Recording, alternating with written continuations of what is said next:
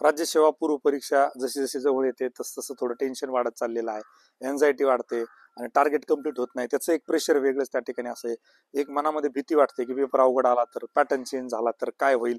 या सगळ्या अनुषंगाने चर्चा करण्यासाठी मी डॉक्टर अजित दिगंबर काकडे तुमच्या सगळ्यांचं स्वागत करतो आपल्या MPC एक्झाम मंत्रामध्ये. बघा, नेहमीप्रमाणे गोल्डन वर्डच्या बाबतीमध्ये परीक्षेच्या आधीच्या ज्या काही गोष्टी असतात त्याचा मागच्या वर्षी जसं जगन्नाथ शंकर सेठ मी म्हटलं होतं की तुम्ही बिनधास्त त्या ठिकाणी त्या ऑप्शनकडे जाऊ शकता, आणि फॉर्च्युनेटली ती गोष्ट खरी ठरली की तो एक प्रश्न आला आणि एक विद्यार्थ्यांनी सांगितलं सर पेपरमध्ये लिटरली मला हसायला येत होतं की तुम्ही जसं म्हटले होते की जगन्नाथ शंकर सेठ जर ऑप्शनमध्ये दिसले तर तुम्ही निश्चितपणे त्या ठिकाणी जाऊ शकता. तशाच बाबतीमध्ये काही गोष्टी तुमच्या समोर मांडण्यासाठी आणि एक माझा जो काय आतापर्यंतचा अनुभव आहे स्पर्धा परीक्षेचा त्यातून मी काय शिकलेल्या गोष्टी तुमच्या समोर मांडूयात. तर सगळ्यात पहिली गोष्ट जी आहे ना, माझं असं म्हणणं आहे की शेवटच्या 2-3 दिवसामध्ये फार अभ्यास नाही झाला, काही जास्त फरक पडत नाही. पॉझिटिव्ह टेम्परामेंट असणं फार गरजेचं आहे, त्या ठिकाणी तुमची मेंटॅलिटी चांगली असणं फार गरजेचं आहे. कारण त्या 2 तासामध्ये जो शांतपणे, म्हणजे मी जे 3 शब्द नेहमी वापरतो, अलर्टनेस, अटेंटिव्हनेस आणि फुल कॉन्सन्ट्रेशन, या 3 गोष्टी करून जो पेपर सोडवतो, ज्याचा एक बेसिक ॲव्हरेज अभ्यास झालेला असतो, तो निश्चितपणे तो कट ऑफ क्लिअर करतो. हा माझा आत्तापर्यंतचा अनुभव आहे. जे फेल होणार आहेत, पास होणार आहेत, त्यात फक्त एक थोडासा फरक असतो. फेल होणाऱ्याने कुठेतरी सिली मिस्टेक केलेल्या असतात, कुठेतरी काहीतरी चुका केलेल्या असतात, त्या दिवशीचं टेम्परामेंट हल्लेलं असतं किंवा पेपरमध्ये काहीतरी झालेलं असतं. अदरवाईज बाकी त्यांचा अभ्यास कमी असतो असं अजिबात नाहीये. आणि दुसरी अप्रोचच्या बाबतीमध्ये एक गोष्ट, बऱ्याच विद्यार्थ्यांचं नंतर असं वाटतं की सर धरसोड नसती केली तर माझं क्लिअर झालं असतं, अप्रोच मी कंटिन्यू करायला पाहिजे होता, मला थोडीशी भीती वाटत होती वापरताना वापरू का नको वापरू, आणि त्यात माझे 2-3 प्रश्न गेले आणि सर मी 5-6 मार्कांनी फेल झालो. तर माझं म्हणणं आहे, जर अप्रोचचा वापर करत असाल तर कन्सिस्टंटली एक गोष्ट पकडली तर पूर्ण पेपरमध्ये, त्यातही सगळ्यात महत्वाची गोष्ट मी सांगेल ही पहिली नोट करा की प्रत्येक पेपरचा एक पॅटर्न असतो, प्रत्येक पेपरचा एक ट्रेंड असतो, तो ट्रेंड शोधण्याचा प्रयत्न करा. प्रत्येक सब्जेक्टचा, म्हणजे ज्योग्राफीचा ट्रेंड, हिस्ट्रीचा ट्रेंड, इकॉनॉमीचा ट्रेंड, सायन्सचा ट्रेंड हा फार वेगळा असतो. मी काल एक प्रश्न 2-4 प्रश्न तुम्हाला सांगितले होते, कुठले कंबाईनचे 2 प्रश्न होते 71-72 नंबरचे, आणि राज्यसेवेचे 2 प्रश्न होते. 4 स्टेटमेंटचे प्रश्न सायन्स मधले, जनरल सायन्स मधले, बरोबर 3 चेंबर्ड हट 3 चेंबर्ड हट दोन्ही ऑप्शन चुकीचे आहेत. तसंच राज्यसेवेच्या बाबतीमध्ये आपण बघितलं होतं की ACD, कारण बी ऑप्शन ठिकाणी एक्स्ट्रीम ऑप्शन टाकले होते, एका ठिकाणी नॉट टाकलं होतं आणि एका ठिकाणी ओनली टाकलं होतं. तर हा जो ट्रेंड आहे तो ओळखण्याचा प्रयत्न पेपरमध्ये करा. तो कसा ओळखायचा? तर सिंपल गोष्ट काय की आपल्याला त्या विषयाचे जे प्रश्न बरोबर येतात त्याच्यावरून आपल्याला एक अंदाज बांधायचा, आणि तो अंदाज आपल्याला त्या सब्जेक्टचा, त्या विषयाच्या बाकीच्या न येणाऱ्या प्रश्नांना वापरायचा. फक्त एक गोष्ट परत सांगतो, परत नोट करा की अप्रोच, ठोकताळे, लॉजिक हे आपल्याला कधी वापरायचे? जेव्हा आपल्याला अभ्यासानं प्रश्न सुटत नाही तेव्हाच.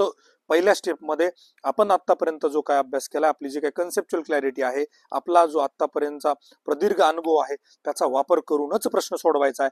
जर त्यानं प्रश्न सुटला नाही तर बाकीच्या गोष्टी येतात. ही सगळ्यात महत्वाची गोष्ट. अजून एक महत्वाची गोष्ट मी तुम्हाला सांगेल की पेपरच्या दिवशी थोडंसं पेपरला लवकर जा, त्या झोनमध्ये स्वतःला घेऊन चला, आणि ते इमॅजिनेशन, ज्याला आपण काय म्हणतो, बरेच लोक मॅनिफेस्टेशन करतात, तर मला असं वाटतं लॉ ऑफ अट्रॅक्शन किंवा बाकी काही गोष्टी असतील, 130+ जो काय आकडा आहे, तर मला असं वाटतं तो मनामध्ये घेऊन तुम्ही पेपरला जा आणि त्या झोनमध्ये जा की यस, माझा पेपर कम्प्लीट झालेला आहे, मी चांगल्या पद्धतीने पेपर सोडवलेला आहे, असं सबकॉन्शियस माइंडला सांगून पेपरच्या दिवशी त्या 2 तासामध्ये तुमचं 100% देण्याचा प्रयत्न करा.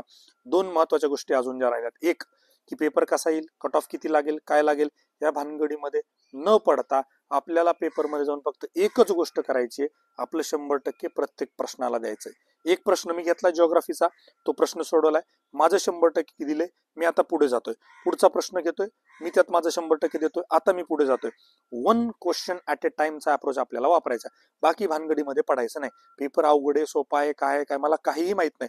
प्रत्येक प्रश्न मी इंडिव्हिज्युअल मेरिटवर घेतला, सोडवला आणि मी पुढे गेलो. पुढच्या प्रश्नाला माझं 100% दिलं आणि मी पुढे गेलो. 1 question at a time approach आपल्याला वापरायचा. दुसरी सगळ्यात महत्वाची एक गोष्ट जी आहे, जी नेहमी विद्यार्थी चुका करतात, की शेवटच्या 5 ते 10 मिनिटांमध्ये बरेचसे उत्तर बदलतात, आणि माझा असा अनुभव आहे की जेवढे उत्तर विद्यार्थ्यांनी बदललेत, मॅक्झिमम ठिकाणी ते चूक झालेले आहेत किंवा चुकलेले आहेत. त्यामुळे पहिल्यांदा जे आपल्याला वाटतं, जे इंट्युशन आतून येतं ना, जसं विजय लामखान्याच्या बाबतीमध्ये मी म्हटलं होतं, सकाळी 10:22 मेसेज टाकला होता, ऍक्च्युली मला रँक 1 दिसत होता, त्याला बोललो नाही मी ऍक्च्युली ती गोष्ट.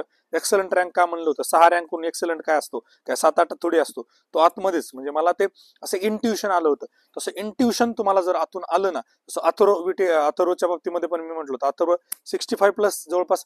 म्हणजे जेव्हा पहिल्यांदा मला तो भेटला ना, मी त्याच वेळेस सांगितलं होतं की ज्या पद्धतीनं तुझं एज आहे, ज्या पद्धतीनं तुझी मॅच्युरिटी आहे, म्हणजे मी बऱ्यापैकी आता लोकांना कळलं की बरंच ग्रिल करतो मॉकमध्ये, त्याचा बऱ्याच विद्यार्थ्यांना फायदा पण झाला, त्यांचं वाक सरांकडे पॅनल आलं वगैरे, त्यांना फायदा झाला त्यात.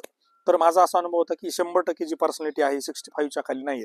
वाक सरांच्या पॅनलला 65 प्लस घेणं सगळ्यांना माहिती, इट्स व्हेरी चॅलेंजिंग. तर मला असं वाटतं की एक जे इंट्युशन आपल्याला उत्तर येतं ना, ते अजिबात बदलू नका. पाहिजे तर माझं असं म्हणणं आहे की तुम्हाला 2 राऊंड करा, पण जिथं तुम्हाला असं आतून वाटलं होतं ना की नाही करंटमध्ये पर्टिक्युलरली, अरे मी वाचलं होतं इंडोनेशियाकडेच जा, तिथं तुम्ही इटलीकडं, तिथं तुम्ही विनाकारण इराणकडे, इराककडे जाण्याची गरज नाहीये, सौदी अरेबिया ह्या बाकीच्या ऑप्शनकडे जाऊ नका. जर वाटलं इंडोनेशियाकडे जा. जर तुम्हाला वाटलं नाना जगन्नाथ शंकर शेट्टी, तुम्हाला वाटलं शाहू महाराजांकडे जा. तुम्हाला वाटलं की इथे महात्मा गांधी किंवा नेहरूंवर एक प्रश्न विचारण्याचा ट्रेंड त्या ठिकाणी मारलाय, तो असं वाटलं हे पंडित जवाहरलाल नेहरूंच्याच रिलेटेड वाटतंय, पंडित जवाहरलाल नेहरूंकडेच जा.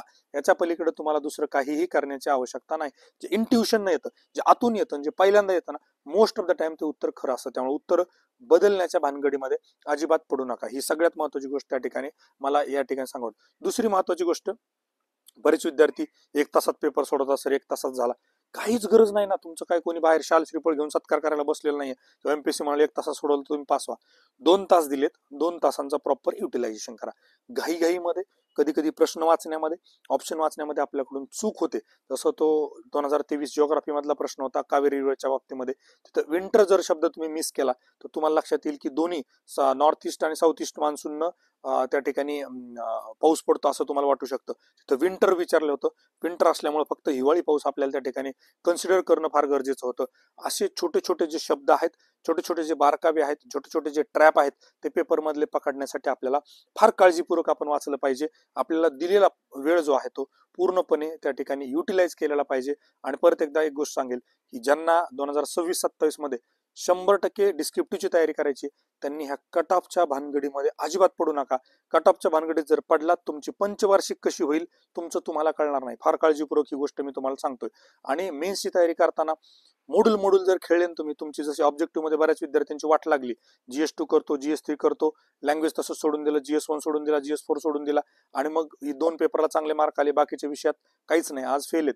तसं करू नका. एकाच ठिकाणी, आम्ही म्हणत नाही आपलाच क्लास करा, ज्याही ठिकाणी तुम्ही करणार आहात एसए, GS1, 2, 3, 4 आणि इफ पॉसिबल ऑप्शनल पण करा. म्हणजे तुम्हाला तुमचं रुटीन आणि शेड्यूल बनवता येईल. अभ्यासाचा वेळ, क्लासचा वेळ आणि तुमचा आन्सर रायटिंगचा वेळ हे सगळ्या मॅच करता येतील. आणि एक परिपूर्ण ऍव्हरेज जरी स्कोर आला सगळ्या विषयांमध्ये तरी सिलेक्शन पर्यंत जाता येईल.